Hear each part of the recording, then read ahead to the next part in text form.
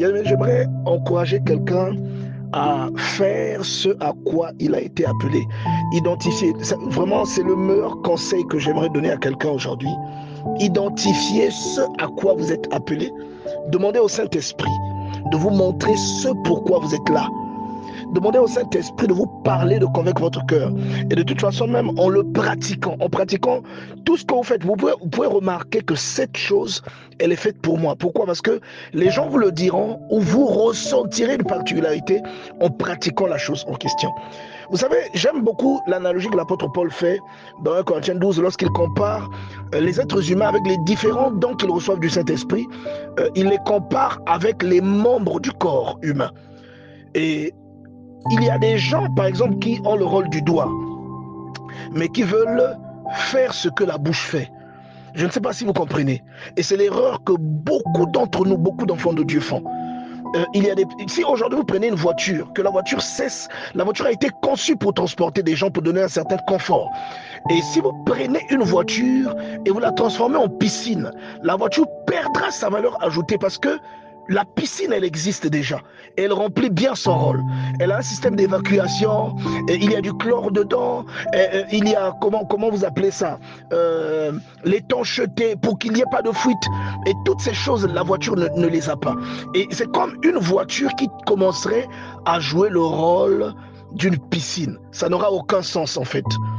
La Bible déclare, si tu vois une personne habile dans son ouvrage, Proverbe chapitre 22, verset 29, si ma mémoire est bonne. Si tu vois une personne habile dans son ouvrage, elle se tient auprès des rois. Elle ne se tient pas auprès des gens obscurs. L'habilité dans ce que Dieu vous appelle à faire va accomplir les promesses de Dieu dans votre vie. L'habilité va garantir le bien-être auquel vous courez parce que le bien que Dieu a voulu vous faire, il l'a déposé à l'intérieur de vous. En Christ, regardez, si vous avez reçu Christ, tout ce que vous devez vivre se trouve en vous, parce que vous avez Christ en vous. Vous allez vous rappeler que c'est en faisant ce pourquoi Dieu l'avait consacré, que Joseph est entré en contact avec la personne qui allait être le canal par lequel Pharaon allait le rencontrer.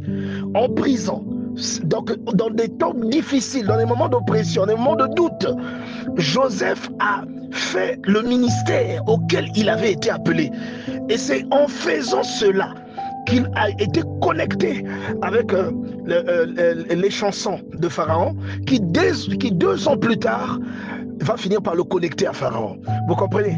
Donc, il vaut mieux pour vous faire une seule chose efficace et rentable pour le royaume de Dieu que d'en faire 1000 qui n'ont aucune valeur ajoutée dans le couloir dans lequel Dieu vous appelle.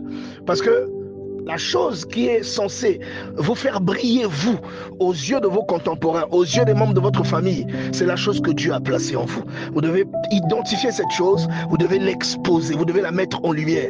Et cette chose fera que les gens viennent vers vous. Cette chose fera que ce que Dieu a prévu dans votre vie vienne à vous. Est-ce que vous comprenez cela?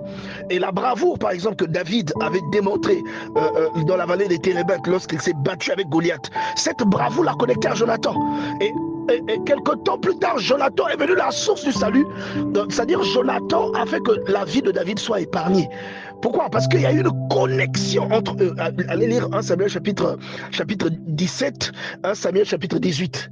Vous allez voir que la bravoure dont David a fait preuve. David était brave de nature. La description que l'on fait de lui, lorsqu'on va parler à comment vous l'appelez, à Saül, de ce fils d'Isaïe qui s'appelle David, qui est un bel homme, qui est un homme habile, un homme courageux. Donc il va mettre ça en lumière et c'est ça qui va attirer les regards sur lui. Vous voyez, donc Dieu a plusieurs façons d'opérer. Il veut opérer avec vous, il veut vous exposer. Qu'est-ce qu'il va faire? Il va déposer quelque chose en vous. Lorsque Dieu veut donner de l'importance à un arbre, il va insérer dans le grain de cet arbre une sémence pour que les gens soient attirés vers cet arbre. C'est-à-dire aujourd'hui, si vous êtes attiré vers le pommier, c'est parce que que vous avez goûté à la pomme. Si vous êtes attiré vers l'oranger, c'est parce que vous avez goûté à l'orange. C'est le fruit que vous portez qui fait votre valeur. Et le fruit ne vient pas d'ailleurs, il sort de l'intérieur de vous. Le fruit ou la capacité à produire la valeur, Dieu l'a déposé dans l'arbre. C'est-à-dire Dieu l'a déposé dans le noyau, et même l'arbre est contenu dans le noyau. Vous comprenez? Donc ce qui emmènera votre croissance, ce qui vous rendra effectif, ce qui emmènera votre bien-être, ce qui emmènera votre bonheur, se trouve à l'intérieur de vous. Dieu l'a déposé à l'intérieur de vous. Et j'aime beaucoup l'illustration que Dieu nous donne au travers de l'apôtre Paul dans la lettre aux Philippiens, au chapitre 2, à partir du verset 4, où on nous explique que Jésus était obligé de se dépouiller et de jouer un rôle, de prendre le rôle d'un serviteur. C'est ce qui était attendu de lui. Est-ce que vous comprenez? Pour accomplir pleinement les desseins de Dieu, il fallait qu'il se dépouille. Il dit qu'il n'a pas regardé le fait d'être égal à Dieu comme une proie à arracher, mais il s'est dépouillé lui-même. Il s'est conduit comme un serviteur. Est-ce que vous comprenez cela? Et la Bible dit que c'est pourquoi Dieu l'a souverainement élevé et lui a donné un nom qui est au-dessus de tous les noms. Donc, le fait que Dieu l'ait élevé, lui a donné ce nom, est la conséquence du rôle qu'il a joué. Parce que ce qu'il a fait, c'est ce pourquoi il était né. Vous comprenez? C'est ce pourquoi il avait été introduit sur la terre. Si vous faites ce pourquoi Dieu vous a introduit sur la terre, si vous arrivez à l'identifier et à le faire bien, nous pouvons parier, bien-aimés dans le Seigneur. Vous allez voir une grâce extraordinaire vous accompagner. Parce que nous sommes tous comme des ouvriers. Nous sommes tous comme des instruments. Nous sommes tous comme des ustensiles que Dieu utilise. Si vous faites correctement, si vous identifiez et que vous faites correctement ce que Dieu vous a appelé à faire, la raison pour laquelle Dieu vous a prêté un corps, parce que vous n'êtes pas né pour faire parfois ce que vous faites aujourd'hui.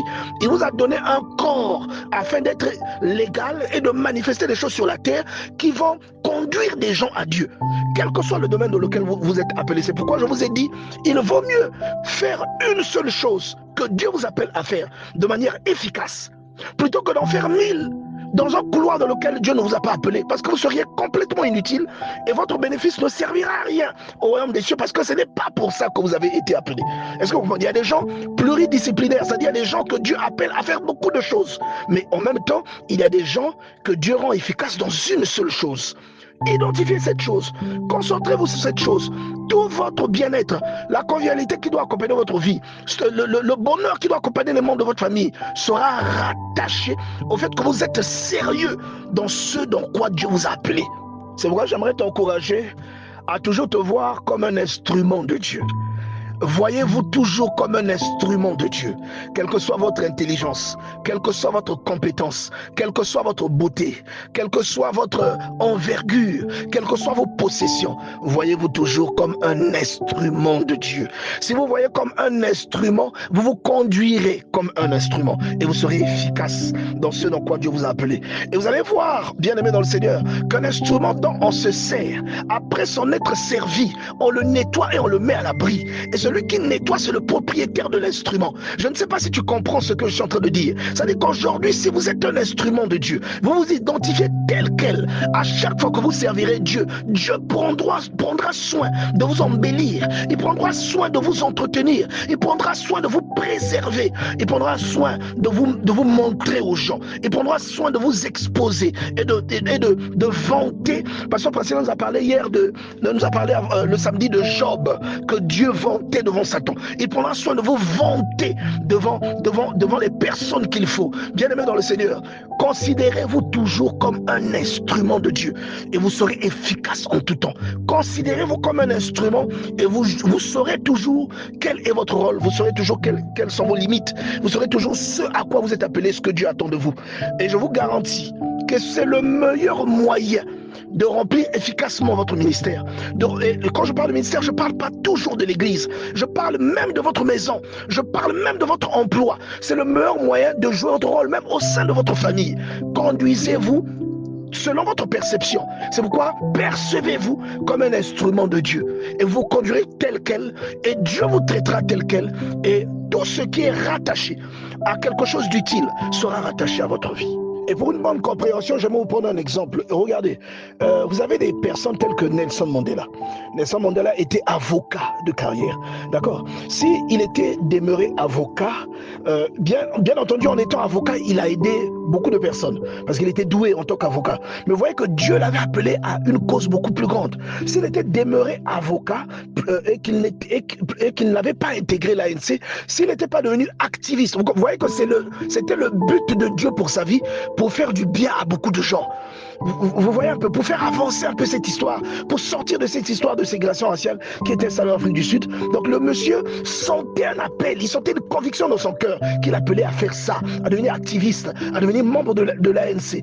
Et s'il était demeuré avocat, il aurait aidé moins de gens et l'impact de l'aide qu'il avait apporté aux gens aurait été moindre en comparaison à l'aide qu'il a apportée à des millions de personnes en Afrique du Sud et au modèle qu'il est devenu aux yeux des milliards de personnes dans le monde. Vous voyez? Donc il était avocat de formation, c'est bien, mais Dieu l'avait appelé dans un couloir précis. Et le couloir, c'est ce qu'il a emmené à Robben Island. Et c'est grâce à ce couloir qu'il y a eu l'émancipation des Noirs en Afrique du Sud. Est-ce que vous voyez ça? C'est un peu pareil. Avec Martin Luther King, il ne s'est pas arrêté dans l'église. On l'a appelé à devenir prédicateur, mais il est devenu aussi activiste. Et il a eu un impact terrible sur la promulgation de la question des droits civiques, encore des droits auxquels les Noirs, les Afro-Américains n'accédaient pas à l'époque. Donc, vaut mieux faire, donc identifier. Vous pouvez le ressentir dans votre cœur, ce à quoi Dieu vous a appelé. Identifier cette chose, faites-la. Vous pouvez passer d'un ramasseur de poubelles à quelqu'un de mondialement connu simplement à cause de la passion qui vous anime lorsque vous faites ce que vous êtes appelé à faire. Dieu vous appelle à faire une chose, faites-la correctement, bien-aimé dans le Seigneur. Dieu vous appelle à faire une chose, si vous la faites correctement, vous allez bénir beaucoup de gens, vous deviendrez l'exemple de beaucoup de gens et vous aurez accompli le but pour lequel Dieu vous a introduit sur la terre.